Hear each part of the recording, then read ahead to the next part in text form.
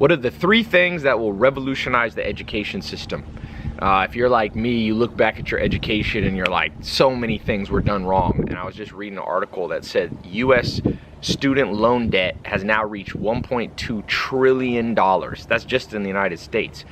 And people always talking about the global trade deficit and all that. That's at like 800 million US. This is $1.2 trillion that people owe for all these loans. Some to private loans, some to government loans. By the way, I'm here in San Diego, enjoying, you can see the ocean out there a little bit. And I was just reading some articles. I was like, I gotta talk about this, because I can think of 3 things off the top of my head that had they happened to you and I when we were growing up, would have set our life on a completely different trajectory. Been so much easier to be successful financially and all that. So let me give you the 3. Number 1, there should be a refund policy for universities. Joseph Stiglitz won a Nobel Prize as an economist, and he wrote a book, and he basically says he thinks that the current U.S. educational system, the higher university system, qualifies as a scam because you can't get your money back.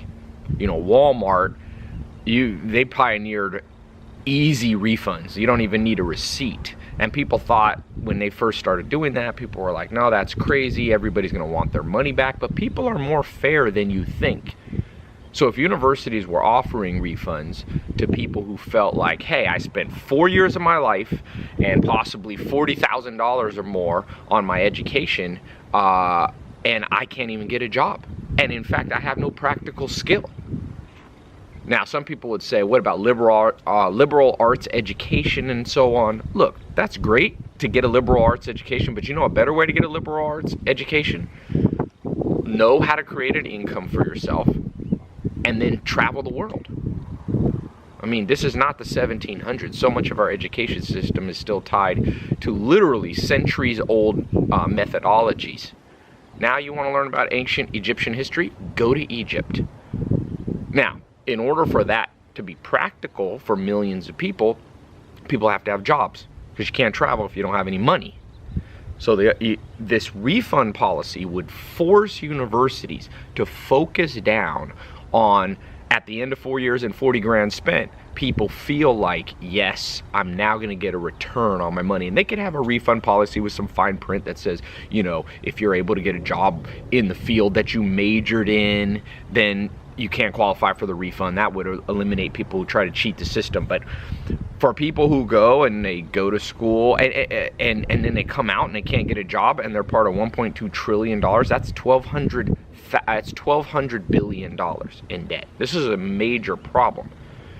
Heads roll over $100 billion. We're talking now 10 times that, 12 times that.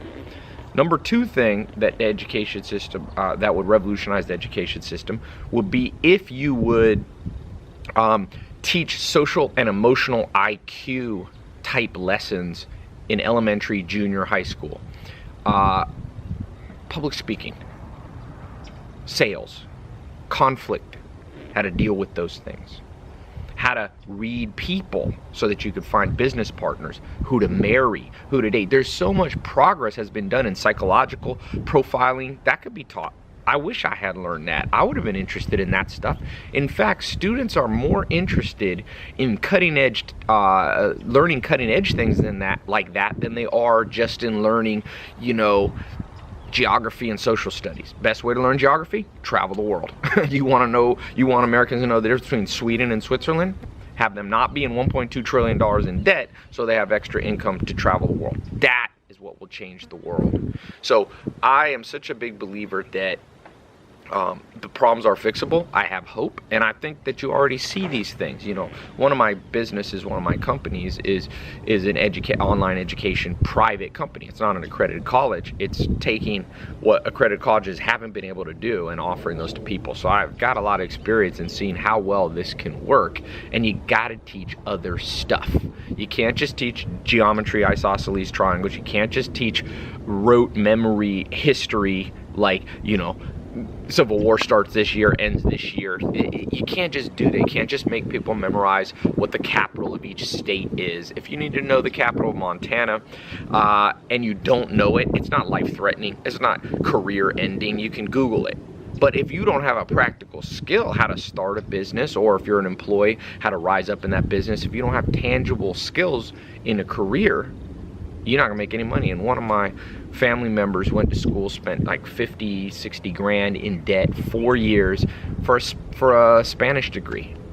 And I said, why don't you just go live in Spain? You can actually get paid to learn Spanish, and you'll learn better Spanish. You'll learn it faster. You'll learn it and it'll be more fun. So if if the modern education system had an emphasis on practical skills all the way through, in addition to some abstract stuff, you're going to need some math, you're going to need a little bit of geometry and all that. Some of it's okay, but it's too much. So whenever I talk to this about people, everybody, 100% of adults go, man, I wish I came out of school with great social skills, public speaking skills, persuasion skills, sales skills, reading people skills. Which brings me to my third point. The third thing that would revolutionize the education system is if there was personalities, a series of personality tests, because different tests aren't 100% accurate and they test for different things. These tests would go, a battery of tests that students got from age 6 years old to 18 in the junior high and high school and elementary system. So you're talking, you got 12 years to administer these tests. You don't have to do them all in one day. Then you would take the results and adjust accordingly what you teach the kids and how. Two things, what you teach them and how.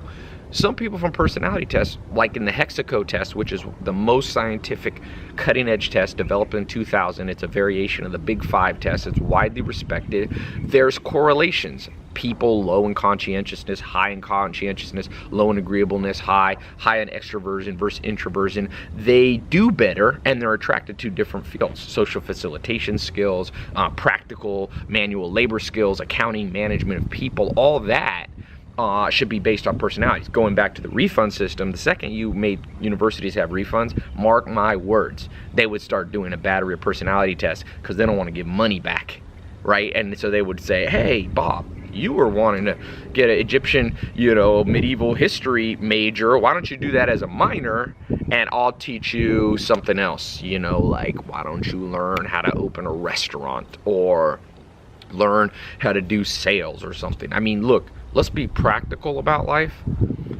You're gonna have to know some down-to-earth skills to make it. Everybody does. They should be teaching real estate, investing, all these things should be taught. These are the kind of things that you're gonna need from the day you graduate high school until the day you die. And because these three things have not been implemented, you see massive problems in the world, whether it be economic growth issues, whether you see recession, even wars and crime at the root of this, the issues around the world in inner cities, all this stuff that you see in the news now. You know what fixes this? People who have a livable income don't commit much crime.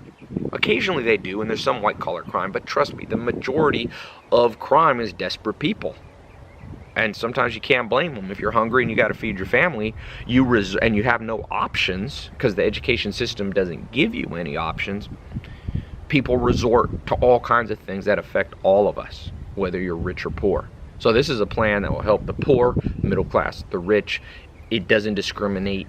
It doesn't differentiate by gender or sexuality or anything. This is the cutting edge way that education should be taught. And going back to the personality test, not only would you find out what people have natural affinities for using personality tests, but in addition, you would teach them differently. Not everybody learns the same way. It's a fact. Some people are audio learners, some are visual, some are kinesthetic. Peter Drucker talks about this in his book, Managing Oneself. You have to know how you learn. But if the education system is always sit at a desk, listen to a lecture, have a book, it's already failed the majority of people because the majority of people do not learn that way. And so by doing personality tests, you could separate out how people learn. And this wasn't possible 100 years ago. It's because you might be listening and go, Ty, that's not practical. Oh, it's practical now. We have computers. We could put man on the moon. We have GPSs. We have this iPhone here. Where is my iPhone? Scratch that. I don't know where my iPhone is. Oh, here it is. This phone right here is more powerful than a rocket ship was in the 1960s. You telling me with all the technology we can't use computers, we can't use iPads, we can't use tablets, we can't use live streaming to bring customized education? This is completely false and giving up too easy. And what happens is the education system has inertia, and it's just doing business with minor changes. There's been some improvement in the education system naturally as we progressed, but it's not enough. It hasn't kept up with the pace of advancement in the world in other fields. Think how much better medicine is.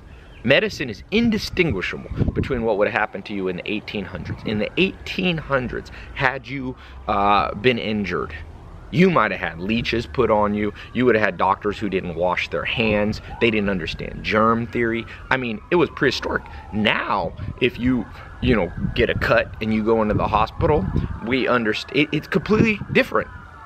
Now, we take that to the education system. If you go back to a classroom in the 1800s versus today, almost indistinguishable.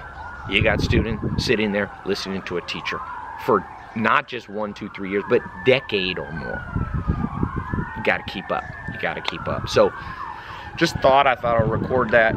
Sounds like there's a crazy fire going on back here. If you go to tylopez.com, I've got some of the practical courses that I teach on starting businesses and all that stuff. And like I said, I practice what I preach. They involve personality tests, they involve practical skills, and they involve full refunds. And so, I don't want to be a hypocrite. And I think the future will be private education. I think that university is going to be too slow, and more people are going to go online to learn. And you already see that. The online education system grew from $50 billion in 2014 to double that, about 100 to 110 billion in 1 year. So good news, people catching the trend. So check out tylopez.com, look at some of the courses I have, or look at there's other providers of online education.